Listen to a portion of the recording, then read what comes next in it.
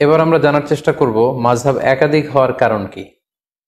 যেহেতু শুরুতে আমরা বলেছি মাযহাব মানে মতামত বা অভিমত, সো প্রত্যেকের মতামত একরকম হবে এটা আসলে লজিক্যাল না, এটা যৌক্তিকও নয়।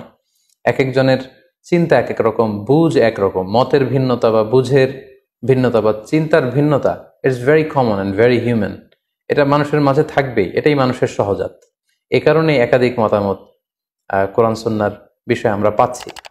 পাশাপাশি রাসূল সাল্লাল্লাহু আলাইহি ওয়াসাল্লামের পক্ষ থেকেও একটি আমলের ব্যাপারে একাধিক কোনো একটি বিষয় একাধিক আমলও প্রমাণিত হয়েছে, ফলে একাধিক মতামত এখানে গড়ে উঠেছে। যেমন ধরুন সালাতে কখনো কখনো রাসূল সাল্লাল্লাহু আলাইহি ওয়াসাল্লাম বুকের উপরে তিনি হাত বেঁধেছেন, কখনো নিচে হাত বেঁধেছেন, কখনো নাভির সাথে মিলিয়ে হাত বেঁধেছেন, কখনো নাভি সংলগ্ন নিচে হাত বেঁধেছেন। তো কোনো কোনো সাহাবা ওনার রাসূল সাল্লাল্লাহু আলাইহি ওয়াসাল্লামের কাছ থেকে বুকের উপরে যে হাত বাঁধার হাদিসটি সেটি গ্রহণ করেছে। কোনো কোনো সাহাবারা নাভির উপরে যে হাত বেঁধেছে সেটা গ্রহণ করেছে। কোনো কোনো সাহাবারা নাভি সংলগ্ন নিচে যে হাদিসটি ওনার রাসূল সাল্লাল্লাহু আলাইহি ওয়াসাল্লামের কাছ থেকে দেখেছেন বা শুনেছেন সেটি গ্রহণ করেছেন। আবার কখনো কখনো আল্লাহ রাসূল সাল্লাল্লাহু আলাইহি ওয়াসাল্লাম টায়ার্ড হয়ে গেলে হাত বাঁধা থেকে হাত ছেড়ে দিতেন। অনেক সাহাবারা, বিশেষ করে মালিকি মাযহাবের অনেক অনুসারীরা এই মতামতটিকে গ্রহণ করেছেন। এভাবেই কিন্তু একটি প্রসঙ্গে বা একটি বিষয়ে রাসূল সাল্লাল্লাহু আলাইহি ওয়াসাল্লামের কাছ থেকে যখন একাধিক আমল প্রমাণিত হয়েছে, ফলে এই ক্ষেত্রে একাধিক মতামত বা ভিন্ন মত এখানে তৈরি হয়েছে। এই বিষয়টি যে শুধু মাযহাবের কারণে মাযহাবের ইমামরাই করেছেন এমনটি নয়, বরং রাসূল সাল্লাল্লাহু আলাইহি ওয়াসাল্লামের যুগেও সাহাবাদের মাঝে ফিকহি অনেক বিষয়ে মতভেদ কিন্তু আমরা দেখতে পাই, একটি বিষয়ে একাধিক মতামত দেখতে পাই। যেমন সালাতের শুরুতে কোনো কোনো সাহাবারা সূরা ফাতিহা শুরু করার আগে বিসমিল্লাহির রহমানির রহিম এটি আওয়াজ করে পরে তারপরে আলহামদুলিল্লাহি রাব্বিল আলামিন দিয়ে সালাত শুরু করতেন। আবার অনেক সাহাবারা সালাতের শুরুতে বিসমিল্লাহির রহমানির রহিম এটিকে আওয়াজ করে পড়তেন না, বরং আলহামদুলিল্লাহি রাব্বিল আলামিন এখান থেকে জাহারি কেরাতে আওয়াজ দিয়ে শুরু করতেন। তাহলে দেখুন সাহাবাদের সময়েও কিন্তু একাধিক মতামত বা ভিন্ন মত পাওয়া গিয়েছে। সাহাবীদের সময়কালে যে কোনো বিষয়ে একাধিক মতামত পাওয়া যেত, এক্ষেত্রে আমরা সহিহ বুখারীর একটি বিখ্যাত হাদিস উল্লেখ করতে পারি, যেখানে আহজাবের যুদ্ধের প্রসঙ্গটা এসেছে এবং আহজাবের যুদ্ধে যখন মুসলমানরা জয়লাভ করলো, আল্লাহ রাসূল সাল্লাল্লাহু আলাইহি ওয়াসাল্লাম আহজাবের ওই প্রান্ত থেকে বা খন্দকের প্রান্ত থেকে মদিনায় ফিরে আসার প্ল্যান করছিলেন। জিবরাইল আলাইহিস সালাম এসে বললেন, ইয়া রাসূলুল্লাহ, আপনারা তলোয়ার নামিয়ে ফেলেছেন, আমরা তো নামাইনি।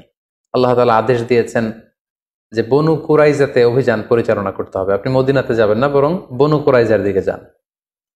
একথা শুনে আল্লাহ রাসূল সাল্লাল্লাহু আলাইহি ওয়াসাল্লাম সাহাবাদেরকে বললেন, তোমরা সবাই ডিরেক্টলি এখান থেকে বনু কুরাইজার দিকে চলে যাবে।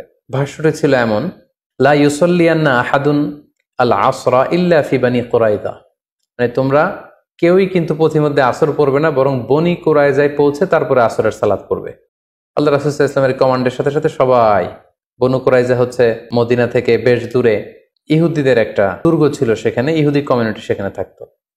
রাসূল সাল্লাল্লাহু আলাইহি ওয়াসাল্লাম বললেন, আসরের নামাজ তোমরা বনু কুরাইজায় পৌঁছে তারপরে পড়বে। সাহাবারা চলতে আরম্ভ করলেন, পথিমধ্যে আসরের ওয়াক্ত হয়ে গেল। সাহাবাদের মধ্যে একদল ভাবলেন যে আসরের ওয়াক্ত যেহেতু হয়েছে আমরা এখানেই পড়ে ফেলবো।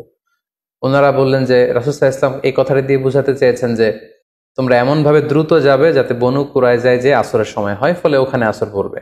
কিন্তু যেহেতু আমাদের লেট হয়ে গিয়েছে, ফলে আমরা আসরের সময় হওয়ার সাথে সাথে পথিমধ্যেই পড়ে ফেলবো। ওনারা এই চিন্তা থেকে মাঝপথে আসর পড়ে ফেললেন।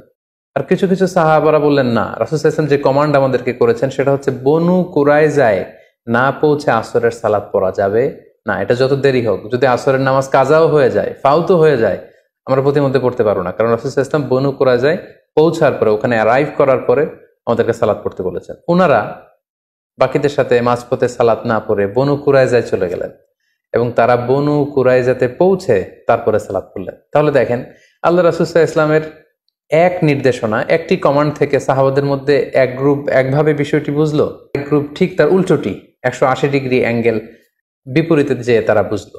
এবং পরবর্তীতে আল্লাহ রাসূল সাল্লাল্লাহু আলাইহি ওয়াসাল্লাম যখন বনু কুরাইজায় উপস্থিত হলেন, ওনার কাছে বিষয়টি পেশ করা হলো যে আপনার এই কমান্ড শুনে, নির্দেশনা শুনে কিছু সাহাবা পথিমধ্যে নামাজ পড়েছে, কিছু সাহাবা বনু কুরাইজায় এসে পড়েছে। রাসূল সাল্লাল্লাহু আলাইহি ওয়াসাল্লাম কাউকে কিছু বললেন না। রাসূল সাল্লাল্লাহু আলাইহি ওয়াসাল্লাম বললেন, ইটস ওকে, ঠিক আছে, সমস্যা নেই।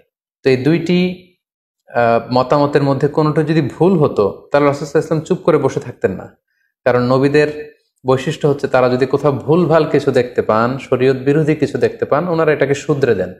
রাসূল সাল্লাল্লাহু আলাইহি ওয়াসাল্লাম কিছুই বললেন না, তার মানে বোঝা গেল দুটিই ঠিক ছিল। কোনো একটি বিষয়ে একাধিক জিনিস যে হক হতে পারে, বনু কুরাইজার এই ঘটনাটাই তার প্রমাণ বহন করে। কখনো কখনো একাধিক বিষয়ে হক হতে পারে। যেমন আপনি যদি বুকের উপরে হাত বাঁধেন, আপনার এটা বলার সুযোগ নেই যে যারা নাভির নিচে হাত বাঁধে তাদের সালাত হচ্ছে না, তারা বাতিল, এটা বলার সুযোগ নেই। আবার যারা নাভির নিচে সালাতে হাত বাঁধছেন, তারা আপনারা কখনোই বলতে পারবেন না যে যারা বুকের উপরে বাঁধে তাদের সালাত হচ্ছে না, এটা বাতিল। তার মানে কোনো কোনো বিষয়ে এমনও হয় একাধিক বিষয়ে হক হতে পারে। যেমন সালাতের বুকে হাত বাঁধার ক্ষেত্রে বুকের উপরে এটাও ঠিক আছে, মাঝখানেও ঠিক আছে, নাভি সংলগ্ন নিচেও ঠিক আছে, প্রয়োজনে কারো যদি কষ্ট হয় হাত যদি সে ছেড়ে দেয় সেটাও ঠিক আছে। অনেকে বলে যে এটাও ঠিক ওইটাও ঠিক, এটা কেমন করে হয়? তাদের জন্য এই হাদিসটা একটা বড় ধরনের দলিল যে কোনো বিষয়ে একাধিক মতামত হক হতে পারে, একাধিক মতামতই সহি হতে পারে। নট নেসেসারি যে একটা বিষয়ই সঠিক হতে হবে, কখনো কখনো একাধিক বিষয়ও সহি হতে পারে।